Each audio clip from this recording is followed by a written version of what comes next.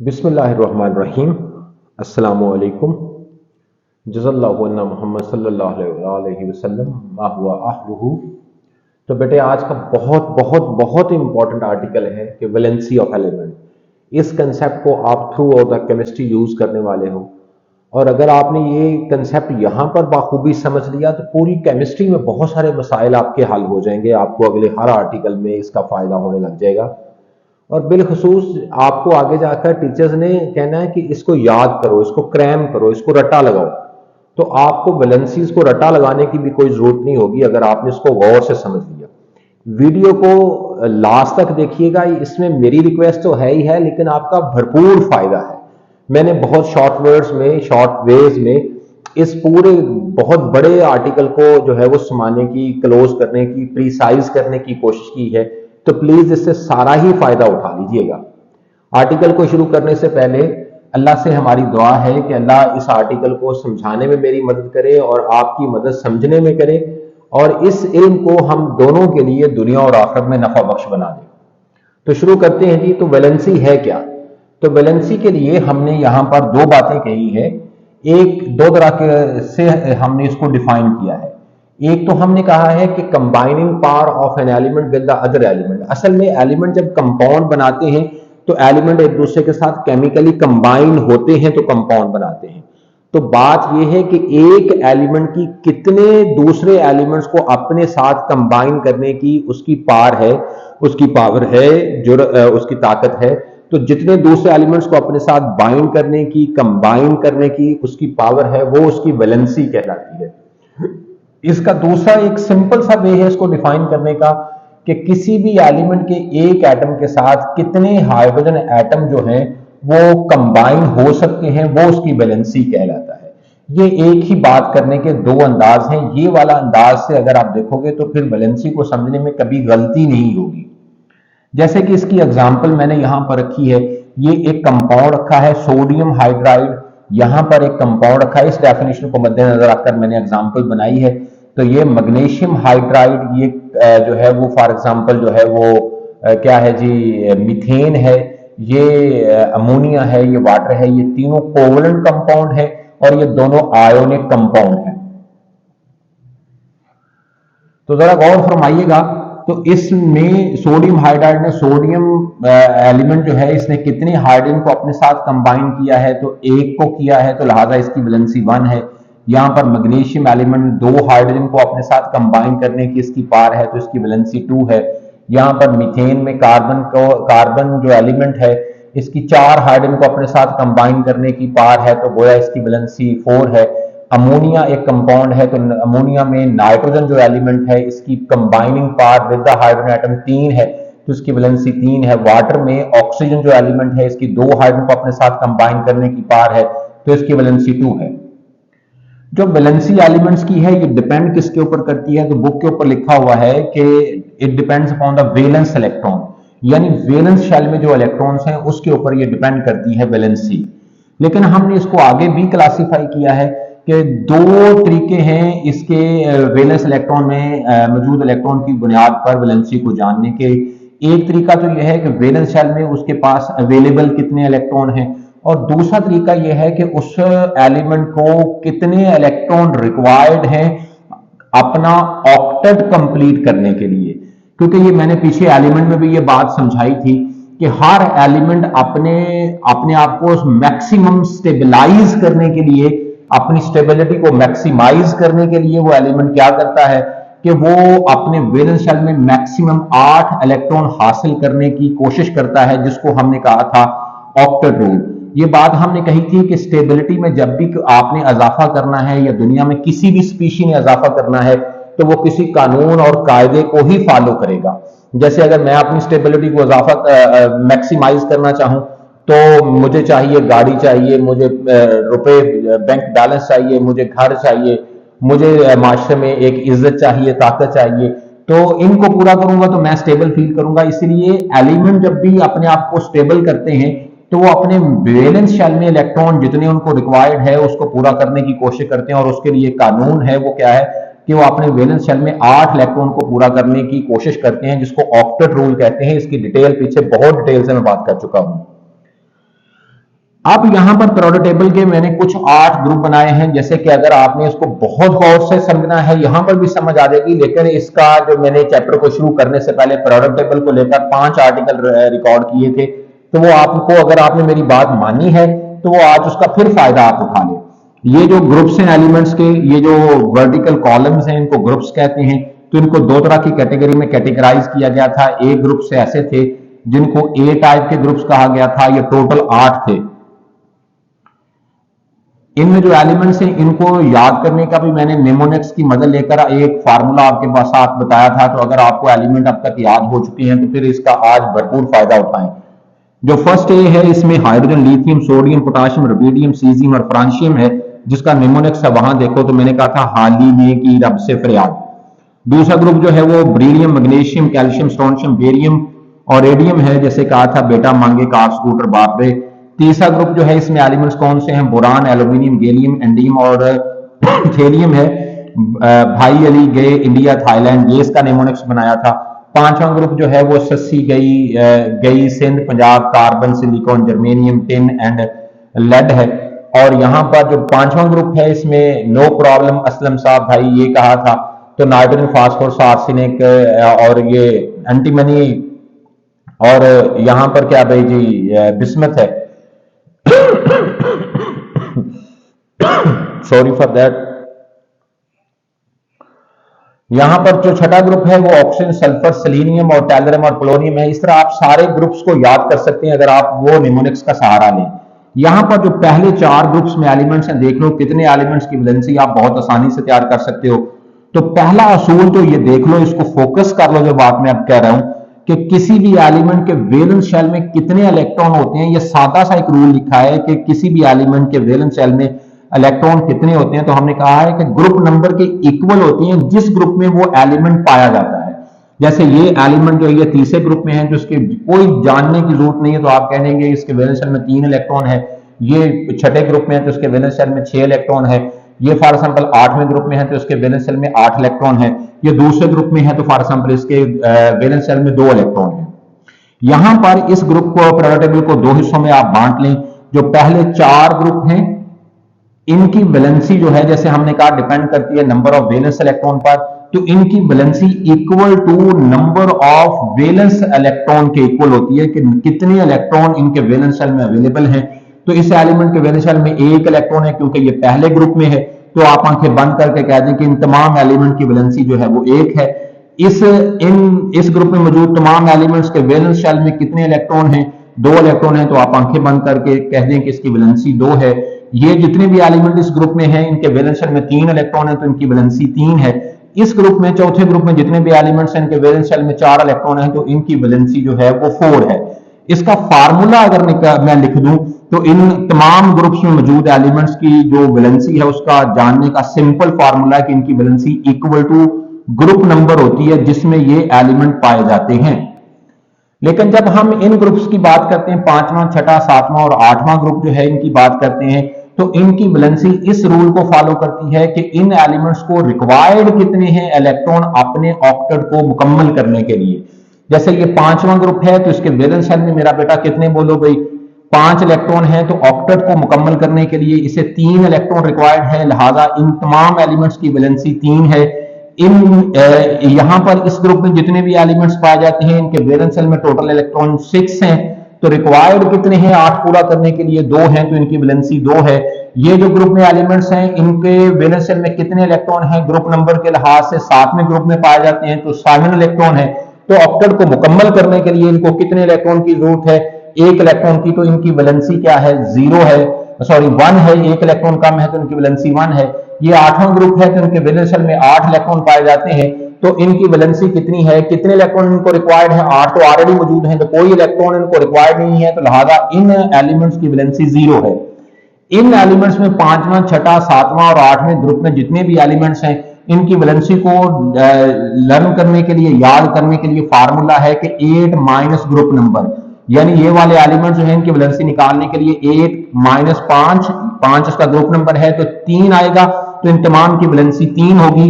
ये जितने भी एलिमेंट हैं 8 माइनस 7 एक आंसर आएगा तो इनकी वैलेंसी 1 होगी। ये जितने भी एलिमेंट्स हैं तो 8 - 8 0 आएगा तो इनकी वैलेंसी 0 होगी।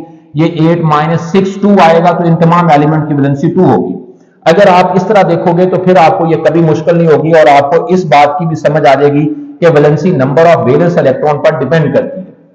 आगे है जी valency in the covalent compound. तो इसकी डेफिनेशन आपने तैयार करनी है, तो यही दोनों डेफिनेशन आप लिख दें कि कोवलेंट कंपाउंड में कोवलेंट कंपाउंड कौन से होते हैं, ये मैं पहले बता चुका हूं बड़ी डिटेल से कि जिनमें कोवलेंट बॉन्ड पाया जाता है। तो ये दोनों डेफिनेशन लिख दें वैलेंसी इन कोवलेंट कंपाउंड को बयान करने के लिए कि ये कंबाइनिंग पावर है एक एलिमेंट की दूसरे एलिमेंट्स के साथ कंबाइन होने की, या एक किसी भी एलिमेंट का एक एटम कितने हाइड्रोजन एटम को अपने साथ कंबाइन कर सकता है, तो ये उसकी वैलेंसी है। एग्जाम्पल देना चाहते हैं तो ये जैसे मैंने बात कही थी कि ये तीनों ही क्या है, कोवलेंट कंपाउंड है। पीछे भी एग्जाम्पल देकर आया था कोवलेंट कंपाउंड में।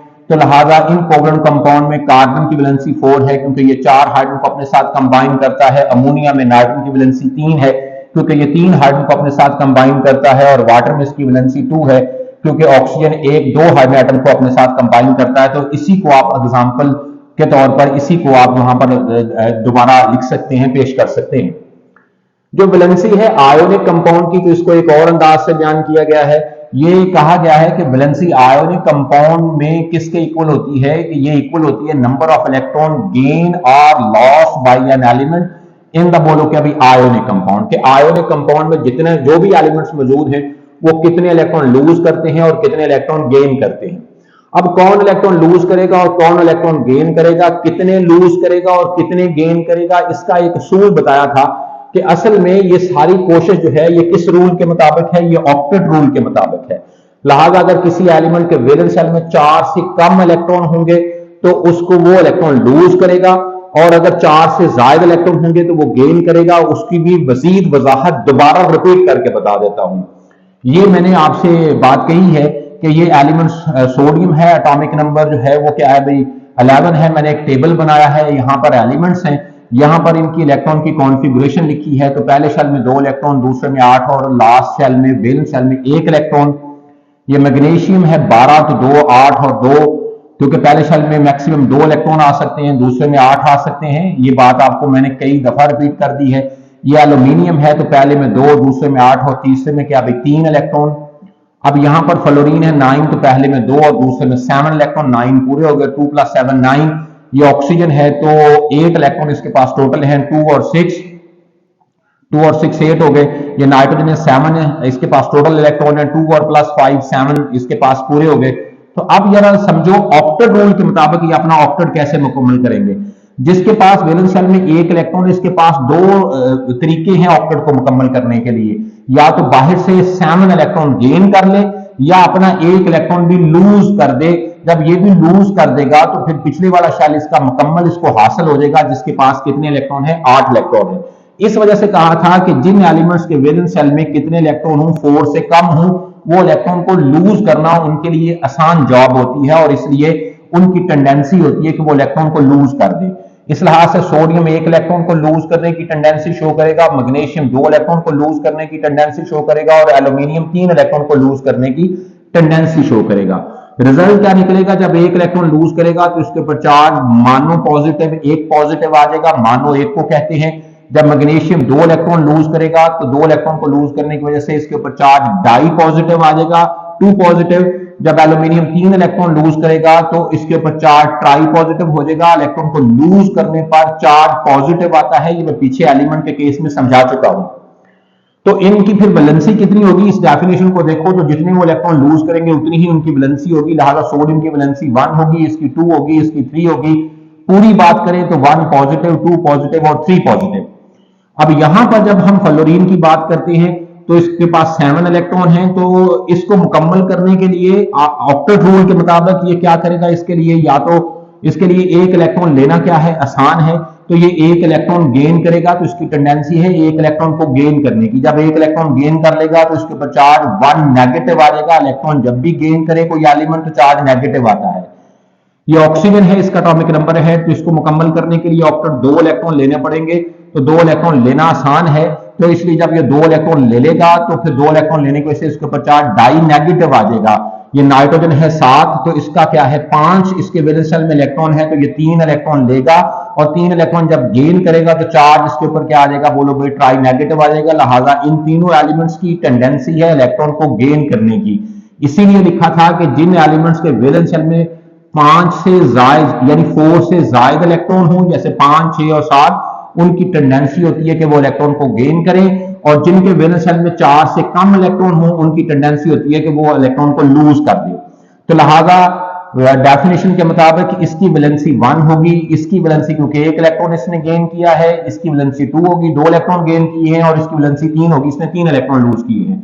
यहां पर मैंने कुछ आयोनिक कंपाउंड लिख दिए हैं और उनमें मौजूद एलिमेंट्स की वैलेंसी भी लिखी है। जैसे सोडियम क्लोराइड है तो आप यहां से देख लो सोडियम की वैलेंसी भी 1 है, और क्लोराइड जो है वो भी 1 इलेक्ट्रॉन गेन करता है। यहाँ फ्लोराइड है तो क्लोराइड भी वैसे ही स्टेट दिखाता है, वो क्लोराइड का 17 इलेक्ट्रॉन होते हैं, तो 2, 8 और 7 इसकी तकसीम होती है। तो ये अपने वैलेंस शेल में 7 हैं, तो या तो ये 7 दे या 1 बाहर से ले। 7 देना मुश्किल है, 1 लेना आसान है, तो ये भी 1 इलेक्ट्रॉन लेता है, लिहाजा इसकी वैलेंसी भी 1 है। मैग्नीशियम की यहां देख लो तो वैलेंसी मैग्नीशियम की भी 2 है, और ऑक्सीजन की देख लो तो ऑक्सीजन की भी 2 है। लिहाजा दोनों एलिमेंट की वैलेंसी मैग्नीशियम ऑक्साइड में क्या है, ये आयरन कंपाउंड है तो 2 है। एल्यूमिनियम की देख लो तो एल्यूमिनियम की वैलेंसी इसमें देख लो 3 है, और नाइट्रोजन की देख लो तो नाइट्रोजन की भी 3 है। लिहाजा इन दोनों एलिमेंट्स की वैलेंसी इस आयोनिक कंपाउंड में एल्यूमिनियम डाइऑक्साइड 3 है। आखिरी आर्टिकल है वेरिएबल वैलेंसी। तो कुछ एलिमेंट्स ऐसे हैं जो एक से ज्यादा तरह की वैलेंसी शो करते हैं। अगर आप इनको याद भी करना चाहते हैं तो वो जो पहला मैंने लेक्चर रिकॉर्ड किया था चैप्टर को शुरू करने से पहले, आप उसको दोबारा सुने। तो ये बी टाइप के सब ग्रुप्स हैं। ये 10 एलिमेंट पहले रो को मैंने याद करवाया था। क्या मैंने जो है इसका निमोनिक्स लिखा था, तो लिखा था सर सेक्टिव, सर मेनफिको और निकोजिन। तो देखो ये ग्रुप आप उसको देखोगे तो ये तीसरा ग्रुप है, ये थर्ड बी है, ये फोर्थ बी है, ये फिफ्थ बी है, ये सिक्स्थ बी है, ये सेवंथ बी है। ये आगे तीनों 8th बी में आते हैं। आगे फिर जो है जैसे यहां से 3 शुरू किया था तो फिर फर्स्ट बी है और सेकंड बी है। इनकी वेरिएबल वैलेंसी कितनी शो करता है, कितनी तरह के हर एलिमेंट वैलेंसी शो करता है। तो ये ब्लू लाइन में मैंने हर एलिमेंट के नीचे 2 लिखा है। तो ये लिखने से मुराद ये है कि इस रो में हर एलिमेंट एक वैलेंसी, एक तरह की वैलेंसी तो जरूर शो करते हैं, और वो किस तरह की है, वो 2 है। लेकिन ये एलिमेंट जो है 2 के साथ, इसका ग्रुप नंबर 3 है, तो 2 के साथ 3 वैलेंसी भी शो करता है। ये जो है एलिमेंट ये चौथे ग्रुप में है, तो 2, 3 और 4 यानी 2 से शुरू करना है और ग्रुप नंबर तक जाना है। ये देख लो ये वनेडियम जो है वो 5वें ग्रुप में है, तो 2, 3, 4 और 5 ग्रुप नंबर तक जाना। तो ये इतनी तरह की वैलेंसी शो करता है। कुछ कंपाउंड्स में ये 2 हाइड्रोजन एटम को अपने साथ कंबाइन कर सकता है, 3 को भी कर सकता है, 4 को भी कर सकता है, 5 को भी कर सकता है, मुख्तलिफ कंपाउंड बनाता मुख्तलिफ तरह के। ये है वेरिएबल वैलेंसी का कंसेप्ट। ये जो एलिमेंट है ये देख लो छठे ग्रुप में है, तो इनकी वैलेंसी कितनी है भाई, 2 तो जरूर शो करता, तो छठे ग्रुप तक जाना, तो ये 2 वैलेंसी भी शो करता, 3 भी, 4 भी, 5 भी और 6 भी। ये मैंगनीज देख लो 7वें ग्रुप में है, तो ये 7 तक वैलेंसी शो करता, 2, 3, 4, 5, 6, 7। और इसके बाद फिर एक एक नंबर कम करते जाना है। तो जो फेरम है, आयरन है, ये एक नंबर कम होगा तो 6, इसके बाद एक नंबर कम होगा तो 5, फिर एक नंबर कम होगा 3, 4, फिर एक नंबर कम होगा 3, फिर एक नंबर कम होगा तो सिर्फ 2। तो ये है जी इसकी वेरिएबल वैलेंसी को याद करने का सिंपल सा तरीकाकार। जैसे कि इसकी एग्जांपल में आपकी बुक के ऊपर ये Fe आयरन है, तो आयरन के 2 तरह के कंपाउंड है। इस कंपाउंड का नाम फेरस सल्फेट है, फेरस सल्फेट है, और इस कंपाउंड का नाम फेरिक सल्फेट है। सल्फेट SO4 को कहते हैं। इस कंपाउंड में आयरन की वैलेंसी जो है वो 2 है, और इस कंपाउंड में आयरन की वैलेंसी जो है वो 3 है। तो लिहाजा आयरन 2 वैलेंसी भी शो करता है और 3 वैलेंसी भी शो करता है। ये एक एग्जांपल होगी किसकी, वेरिएबल वैलेंसी की। इसको लिखने का अंदाज क्या है कि अगर कोई एलिमेंट जो है वो 2 तरह की वैलेंसी शो करे, ये उसकी लोअर वैलेंसी है, ये उसकी हायर वैलेंसी है, तो जिस कंपाउंड में वो उसकी लोअर वैलेंसी नजर आ रही हो, उसके रेडिकल का नाम लिखते हुए, उस आयन का नाम लिखते हुए एंड पर OUS लिखा जाता है। लिहाजा फेरम से क्या भाई, फेरस। और जिसमें हायर वैलेंसी हो तो उस रेडिकल का, उस आयन का नाम लिखते हुए एंड पर IC लिखा जाता है। लिहाजा यहां पर फेरम से क्या होगा, फेरिक। सल्फेट तो इसमें भी है, सल्फेट इसमें भी है, तो इस लिहाज से ये होगा फेरस सल्फेट, ये होगा ferric sulphate. That is all about the concept of valency. मुझे इदराक है कि मुझे कुछ तेज बोलना पड़ता है क्योंकि वक्त कम होता है, बातें ज्यादा करना पड़ती हैं। आई होप दैट आपने इसको अच्छे तरीके से समझ लिया होगा और भरपूर फायदा उठाया होगा। कमेंट सेक्शन में आपने जरूर कीमती राय का इजहार कीजिएगा। अपना ढेर सारा ख्याल रखें। अल्लाह हाफिज। Take care of yourself.